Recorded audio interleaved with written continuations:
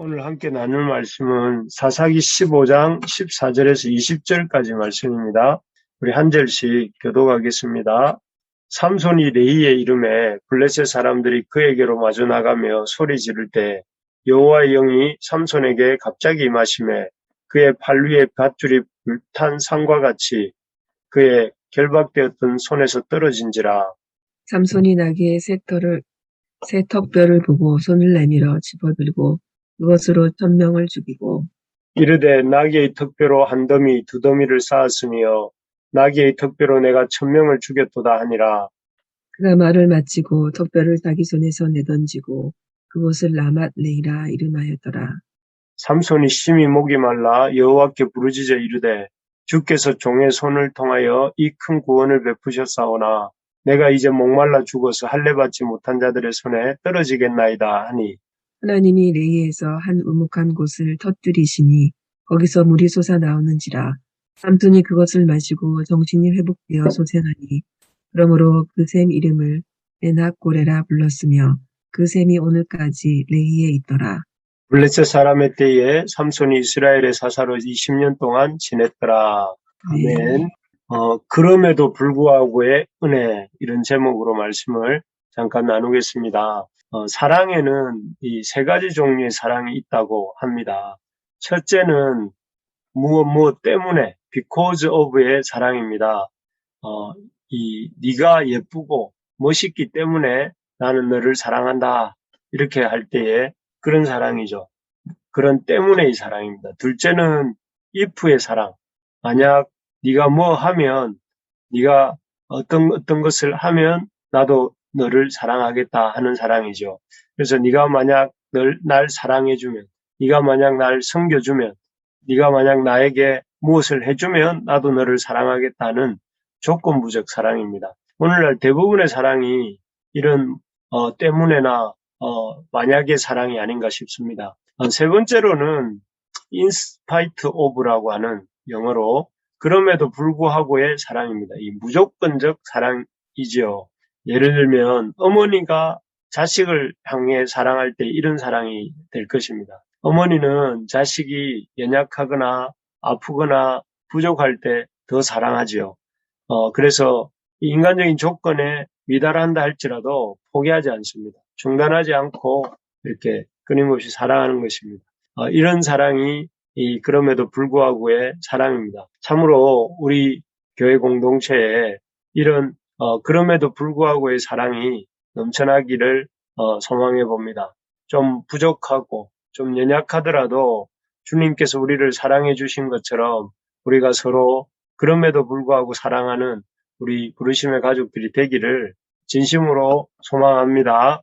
오늘 본문에 나오는 삼손에게 베푸시는 하나님의 은혜도 그럼에도 불구하고의 사랑이 잘 나오고 있습니다. 본문에 보면 삼손은 동족 유다 사람들에 의해서 아주 꽁꽁 묶인 채로 블레셋 사람들에게 넘겨지고 있습니다. 삼손과 이스라엘 백성이 힘을 모아서 블레셋과 싸워도 모자랄 판에 오히려 이스라엘 백성들은 자신들의 사사를 사로잡아서 이렇게 그들의 대적 블레셋에게 참 넘기는 이 장면은 기가 막히는 장면입니다. 이 순간이 지나면 어쩌면 삼손도 또 이스라엘 백성도 다시 한번 이렇게 자기 손과 발로 이방민족 블레셋의 압제 아래 그 수탈 아래 이렇게 들어가게 되는 너무나 슬프고 안타까운 상황입니다. 이제 그렇게 다시 블레셋의 지배를 받기 시작하면 10년이 될지 그 지배가 20년이 될지 모르는 상황인 것이죠. 하지만 이런 상황을 참 그 막다른 골목으로 또 저 내리막길을 향해 손살같이 달려가는 이러한 이스라엘 백성과 삼손을 하나님께서는 이렇게 보고만 계시지는 않으셨습니다. 우리 14절을 같이 한번 읽어보겠습니다. 14절입니다.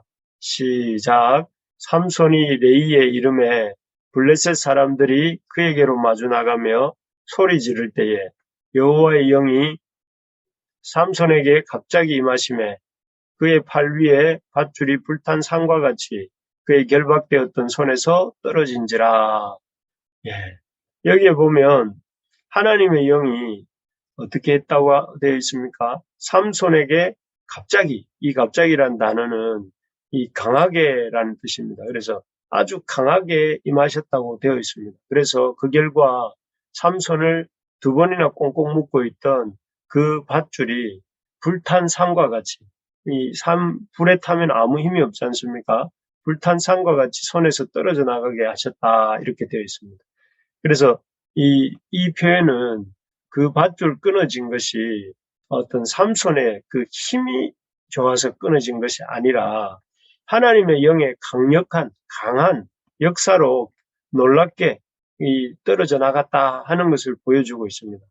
이로 인해서 그 사자처럼, 배고픈 사자처럼 소리를 지르면서 아주 포효를 하면서 그 삼손을 잡아 죽이려고 달려 나오던 그 그 블레셋 사람들에 의해서 꼼짝없이 죽을 수밖에 없었던 이 삼손이 다시 살 수 있는 기회를 얻게 되었습니다.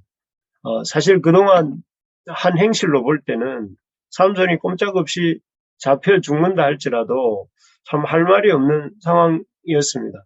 하지만 하나님은 삼손에게 다시 한번 살 수 있는, 그럼에도 불구하고의 은혜를 베풀어 주고 계시는 것입니다. 정말 그렇습니다. 하나님은 우리의 소행대로 우리를 이렇게 갚으시는 분이 아닙니다. 우리의 행실에 따라서 우리에게 보응하시는 분이 아니십니다.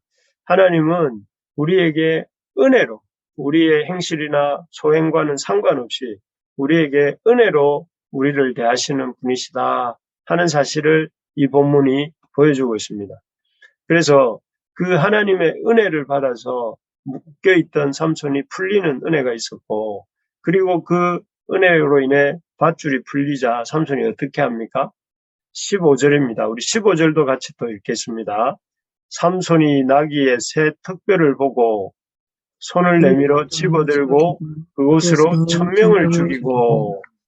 여기에 보면 삼손이 나귀의 새 턱뼈를 붙잡아서 블레셋과 싸우는데 무려 1000명을 죽였다, 이렇게 기록하고 있습니다. 여러분, 1대 100, 1대 10, 1대 50 이런 말은 들어봤지만 1대 1000, 이게 그렇게 싸워서 이긴다는 것이 가능한 이야기일까요? 이렇게 억지로 가능하다고 하면 가능하다고 할 수 있는데 불가능합니다. 어떻게 한 사람이 1000명을 이길 수 있겠습니까? 게다가 이 삼손이 들고 있는 무기라는 것이 어떻습니까? 새 나귀 턱뼈라는 것입니다. 새로운 새 나귀 턱뼈라고 하는 것은 죽은 지 얼마 안 된 나귀의 턱뼈라는 말이죠. 그렇다면 이 턱뼈는 어떤 상태였을까요? 아마도 이렇게 아직 온전히 딱딱하게 굳어지지도 않은 약간 무른, 죽은 지 얼마 되지 않았으니까 그런 약간 무른 뼈로서 이렇게 아주 강력한 1000번을 뭔가에 강력하게 타격할 때 이렇게 견디지 못할 수도 있는 그런 무기가 되지 않겠습니까? 게다가 삼손은 하나님 앞에서 거룩해야 될 나실인 아닙니까? 그런 나실인인 삼손이 죽은 지 얼마 안 된 나귀 턱뼈를 이렇게 부정한 것이죠. 부정한 나귀 턱뼈를 들고 싸울 때에 그것이 하나님 뜻에 맞기나 합니까? 그런 자리에 아주 부실한 무기요, 또 이렇게 부정한 도구인 그런 턱뼈를 들고 있다고 할 때에 그 나실인인 삼손에게 하나님의 은혜가 임한다는 것이 말이 되겠습니까? 말이 되지 않습니다.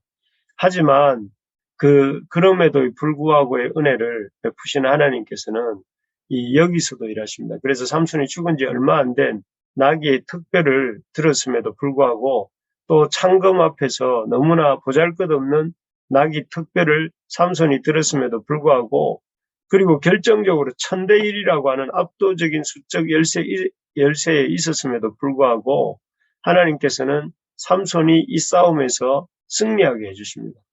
참으로 놀라운 하나님의 은혜다 하는 생각을 하게 됩니다. 사실 오늘 우리가 이렇게 살아가는 것 전부가 이 이런 하나님의 그럼에도 불구하고의 은혜 때문입니다. 우리를 사랑해 주시고 우리를 참 지지해 주시는 하나님의 은혜 덕분임을 우리가 알아야 되겠습니다. 우리가 성실해서 우리가 우리가 잘 믿어서 우리가 열심히 해서 여기까지 온 것이 아닙니다. 늘 그럼에도 불구하고의 하나님이 우리의 연약함과 부족함에도 불구하고 하나님이 생명을 주시고 믿음을 주시고 건강을 주시고 또 숨쉬게 해주시고 또 인도해 주셨기 때문에 우리가 여기에 있는 것인 줄 믿습니다. 우리가 이렇게 마음을 다해서 감사하며 또 진심으로 겸손하게 정말 겸손하게 우리가 참 삼손 같은 자요 이스라엘 백성 같은 자이지만 하나님께서 우리를 긍휼히 여겨주셨기 때문에 그럼에도 불구하고 은혜를 베풀어 주셨기 때문에 여기에 있는 줄 알고 진정 겸손한 마음으로 살 수 있어야 되겠습니다. 그런데 이렇게 놀라운 그럼에도 불구하고 은혜 이 자신들끼리 자중진할로 삼손을 넘겨주었음에도 삼손이 풀려나게 하시고 또 참 말도 안 되는 연약한 또 부정한 무기를 들고 있었음에도 불구하고 싸움에서 승리케 해주시고 또 그렇게 놀라운 은혜를 부어주셨는데 그런 은혜를 받았으면 이렇게 그 은혜에 대한 삼손의 고백이 어떠해야 되겠습니까? 아주 이렇게 그 고백이 나오는데 16절을 우리 한번 읽어봅시다. 우리 삼손의 고백 16절입니다. 시작. 이르되 나귀의 특별로 한 더미 두 더미를 쌓았으며 나귀의 특별로 내가 1000명을 죽였도다 하니라. 여기에 보면 이 삼손의 노래, 삼손이 이렇게 승리의 노래를 부르고 있는 모습인데요. 이 승리의 노래 속에 보면 하나님에 대한 말은 한마디도 나오지 않습니다. 하나님에 대한 감사는 이런 방구도 없습니다. 내가 여기 보면 내가 1000명을 죽였도다 이렇게 하면서 영광을 전부 자기에게 돌리고 있습니다. 내가 싸워가지고 나귀의 특별로 한 더미 두 더미를 이루었다 하면서 아주 이렇게 노래를 아주 부르고 있습니다. 정말 교만하고 참 교만하기 짝이 없는 그런 모습입니다. 하나님이 하시지 않았습니까?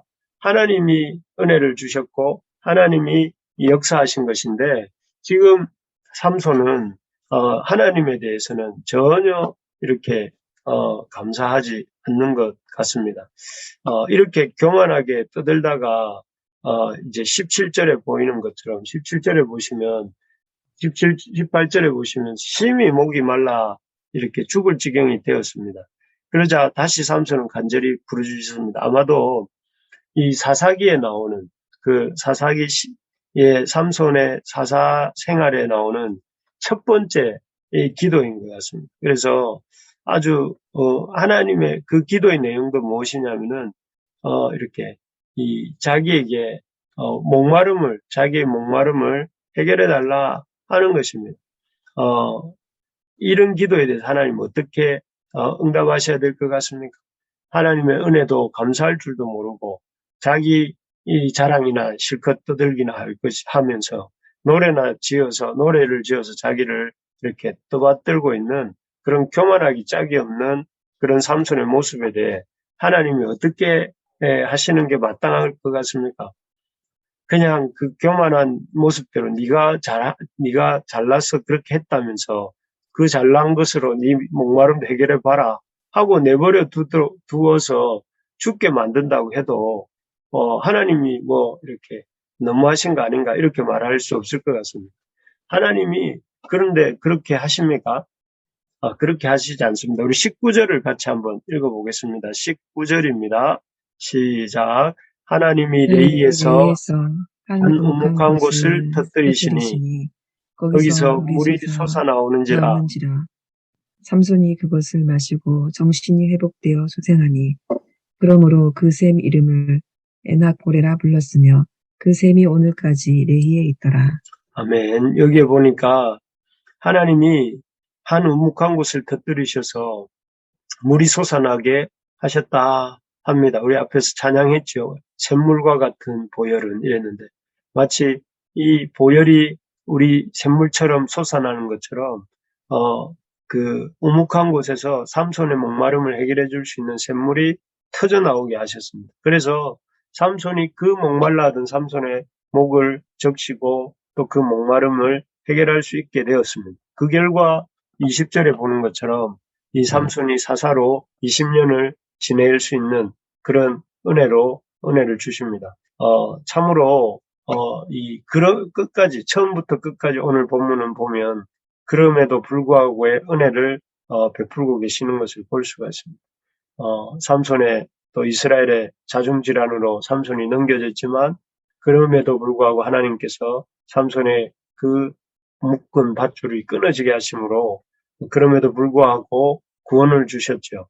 또 그리고 삼손이 그 나귀의 새 특별을 들고 싸웠지만 하나님 그래서 적과의 싸움에서 승리할 가망성이 전혀 없었지만 그럼에도 불구하고 하나님이 그 나귀의 특별로 1000명이나 이렇게 이기게 하시는 그런 은혜를 주셨죠.